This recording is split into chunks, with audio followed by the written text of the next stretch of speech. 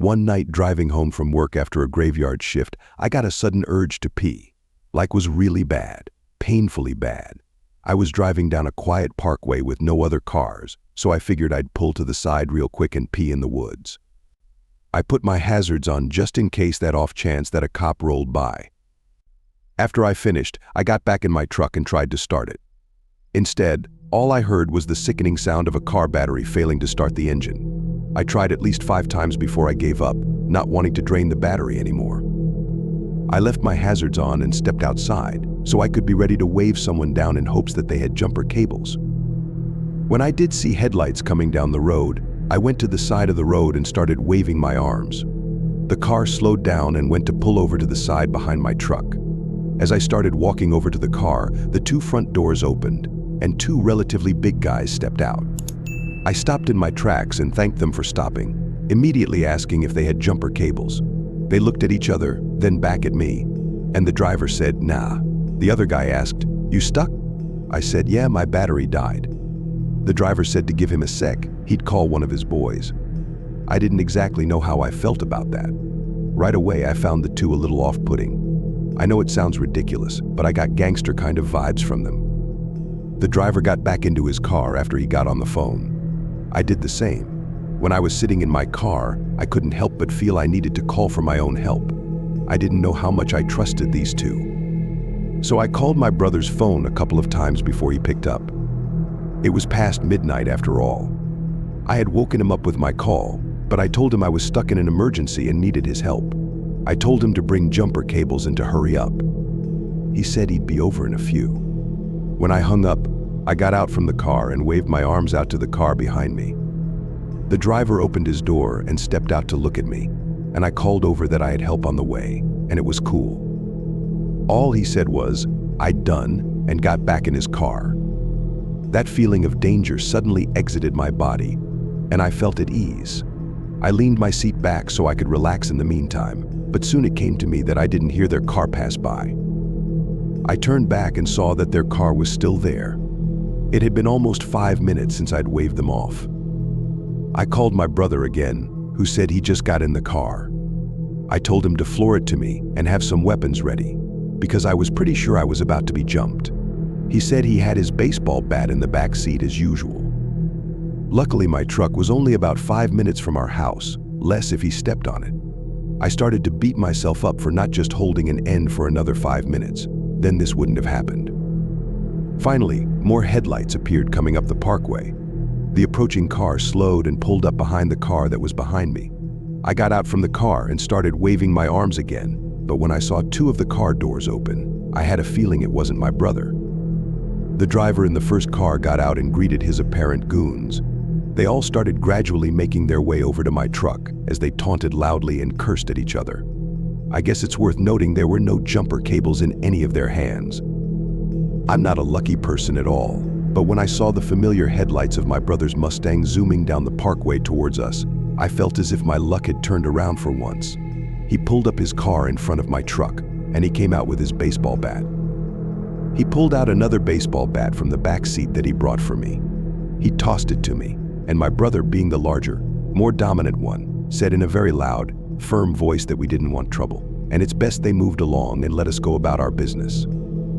They all backed up a little when they saw our bats. One of the guys laughed. Another one said, "We ain't ever said we want no trouble."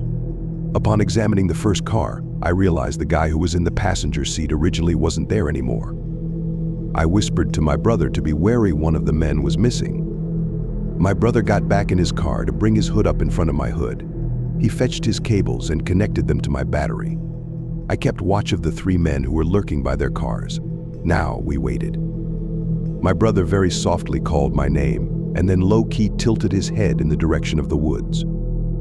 I looked into the woods and saw the man who was originally in the passenger seat was now hiding in the woods, looking as if he was about to do some kind of sneak-up attack. My brother told me to try the ignition. So with one faithful turn of the key, the engine in my truck started. I got back out of the truck to literally guard my brother as he unplugged the cords from my battery and put them back in his car.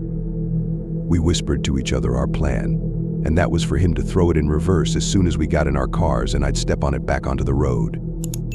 After closing our hoods, we took one last look at the men huddled by the third car, looking at us. Then we ran for our respective vehicles and stepped on the gas. My brother floored it in reverse. I waited to give him enough space before I floored it as well. As I did, I heard the shattering of my back windshield as a brick landed on my dash.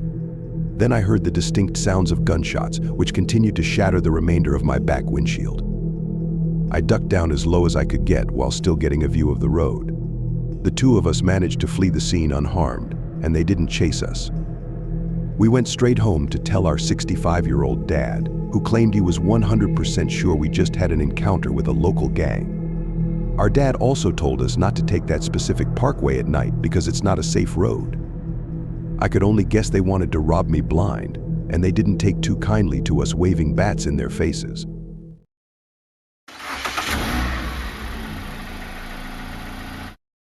My old Buick used to have issues with the gas gauge. The gauge was off, so sometimes I'd fill the tank completely and the needle on the gauge would still hover around the E, and sometimes when the tank was running low, the needle would sit around F. The needle seemed to decide when it wanted to work or not. Well, one night after coming back from a vacation and not driving for a week, I guess I had forgotten how long it had been since I'd filled up the tank because the car ran out of gas on some quiet road in an even quieter town. I didn't want to call my girlfriend because she lived too far away, and I didn't want to be a bother. I got out from the car and looked around my surroundings. There was not much, except for trees on either side and a small house sitting atop a hill to the right of my car. So that was my only option to go for help. I went up the hill to the house and rang the bell. It was 9:30, so it wasn't exactly too late to be ringing someone's bell in this kind of scenario. I waited patiently. There were lights on in the house after all. After a minute, I gave the bell one more ring, but I told myself that would be it. After waiting another minute, I accepted defeat and walked away from the door. As I went down the little walkway, I heard a weird noise that seemed to be coming from the side of the house, like the moaning and distressed breathing of someone in pain. It came from behind a line of bushes. Quite frankly, I didn't feel right snooping over there, so I continued back down the driveway. I did take a look back at the house and noticed a light upstairs was on now that wasn't on before, and there was someone standing at the window. I could see their head and shoulders. I stared for a moment, expecting them to do something, like maybe come to the door. But they didn't move, and it got weird. So I continued back to my car. I leaned on my car door and called AAA, which was my roadside assistance company. They said they would deliver gas to me within half an hour. It was too hot out to sit in my car, so I stayed outside. I waited around texting people, checking Instagram, and pacing back and forth. When I heard a deep voice go, "Excuse me," my head shot up. There was a guy standing by the curb near the driveway to the house. He was wearing a hat really low and tilted his head down, hiding a lot of his face. He asked me if there was a problem. I said I ran out of gas right here. All he said in response was, "Oh."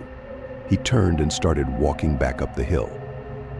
Pretty soon he disappeared behind the bushes on his property. He seemed like a very creepy man based on that short interaction. I texted my girlfriend about the whole thing, and she said I should go see what that sound I was hearing behind the bushes was. I kind of wanted to be honest. So I snuck through the trees next to the guy's house up the hill and went to the side of the house where I heard the noises. I tiptoed up to the wall of the house and then stopped to listen. There were the moans and breathing again. They were coming from a window. I went to the window and tried to look inside, but the blind was down, so I couldn't. The sounds were concerning, though. I lightly tapped on the window and said, "Is everything okay?" I heard someone say in a faint, weak voice, "Help." I stood there thinking about what to do when all of a sudden the blind kinked open and I saw a face looking back at me through the window. I couldn't tell for sure, but it looked like the creepy man who came outside. The kink in the blind dropped back down shut, and then the window dropped closed so I couldn't hear anything else. I didn't care though. I ran back down to my car, got in, and locked the door. I waited until the AAA truck came, and when they filled my tank, I didn't say a word about what I just witnessed. I just went home and tried to get some sleep that night. I never wanted to see or think about that house again.